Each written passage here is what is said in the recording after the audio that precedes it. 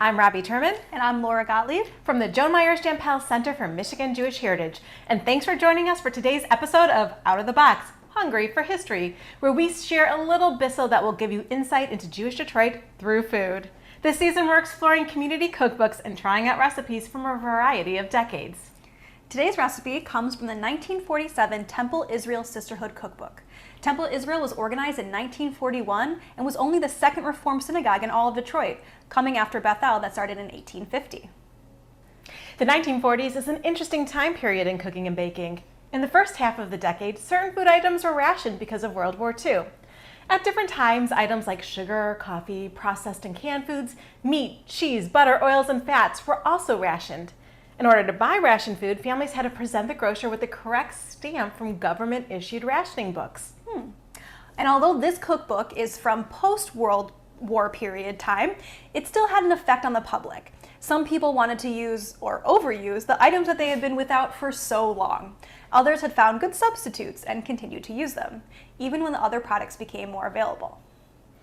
As we look through the cookbooks, one recipe caught our eye. Oh yeah. Mock blintzes.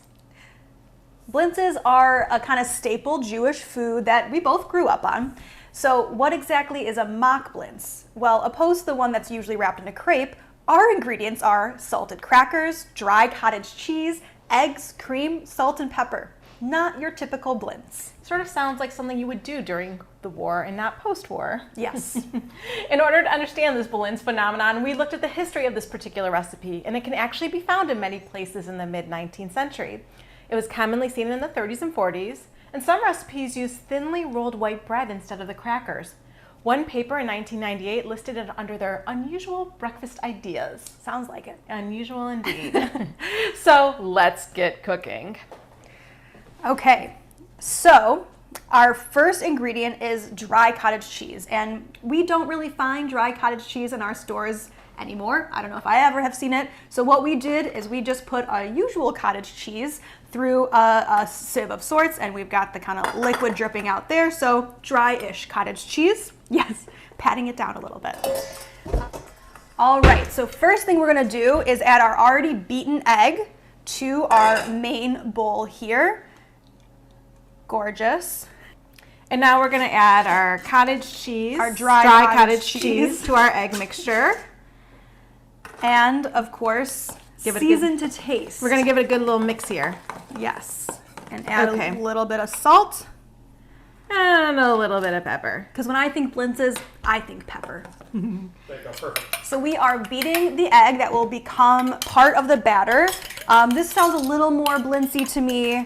We're adding a little bit of cream.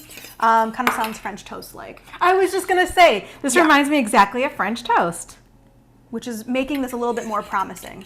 I feel like if this was called mock French toast, it would actually not be as weird. It's the blintz part. Yes, because the saltine cracker definitely feels more like French toasty. Yeah, yeah. Almost like a mini Monte Cristo. And this definitely looks like a French toast batter. It really does. So simple enough. Yeah. Okay, so that was cream and eggs for the batter. Pretty simple. And now the fun part, the messy part. Now we get to build our mock blintzes. And I'm gonna take this out. Okay. Okay. So we've got our two saltine crackers, salt and everything. We're gonna add a little bit of mixture in the middle. Seems like it's gonna be very salty, doesn't it? Yes. Give it a nice little. That looks pretty nice. Look at that sandwich you made. Thank you so much. And then we're gonna dip it just like French toast. So this, oops, sorry. This is definitely where it seems French toasty. Okay. You did such a nice job at this. I am not. Oh my God. I think you're doing great. That's a gorgeous start. Beautiful. I will say that the batter dipping is not so easy. Okay, it's sort of like when you have sushi and you're trying to get your sushi out of the soy sauce in one piece, and it's really hard. Yes. Yeah. Okay, so we're gonna make a few of these and then we're gonna bring them on over to the frying pan, which is heating up with some butter right now. So we've got our saltine crackers, our cottage cheese mix dipped into our French toast-like egg mixture, and then we'll be frying it. So not so blincy, but sounds like it could be okay. Yeah, you know what, actually, if we made it more like French toast and put some jam on it, I think it would be pretty good. I think we can try that. Except for the cottage cheese part. All right, so our butter has heated up and there's a lot of it, which I think is very important for this kind of recipe.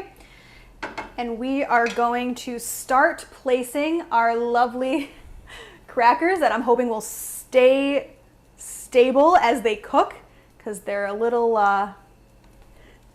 they're getting a little soggy. Even just the transportation from counter to stove over here. So let's try to get all 6 of these in as fast as we can. And now they'll cook, hopefully. Okay, so you can probably already hear it sizzling. We want to, just like French toast, pancakes, matzo bread, whatever we're making, we want to get that nice brown color on the bottom.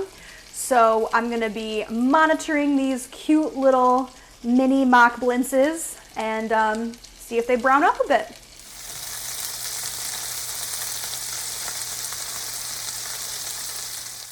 All right, the blintzes are here. They smell delicious. They actually really do smell They really good. do. I mean, fried butter, what else do you need? But because I personally do not consume dairy, I'm going to switch out with our friend Brian. So he will be taste testing this, and I'll see you later. Okay, Brian, you are the lucky taste tester with me for our mock blintzes. Oh boy. Now, if you were eating blintzes normally, you would add maybe a little dollop of sour cream or applesauce. So we're gonna give it with a little bit of sour cream today. So let me get you a little sour cream on there. When in Rome.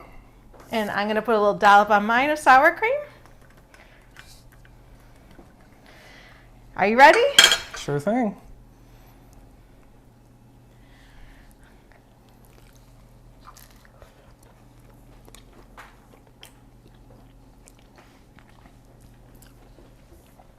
It's a little salty.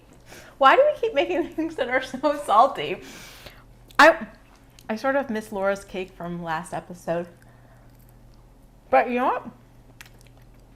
It's not bad. I think I'd do without the sour cream, actually. I think I'd actually prefer it that way.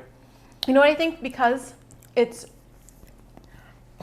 so sweet, so salty, I think if we had applesauce and did it with the Ooh, that would applesauce be instead of the good. sour cream, it actually would be quite good, or some jam or something like that. Ooh, jam would be great. Jam would be good. That would be really good. Okay, so I think you all should try it at home and see what you think. Thanks for joining us for this week's Out of the Box Hungry for History. But the fun doesn't have to stop there. This entire cookbook has been digitized and is on our database. Click the link to view it for yourself, and be sure to subscribe to see more of our content and visit our website, mijewishheritage.org, to explore more of our resources. And be sure to check us out next week as we explore the food of the 1950s.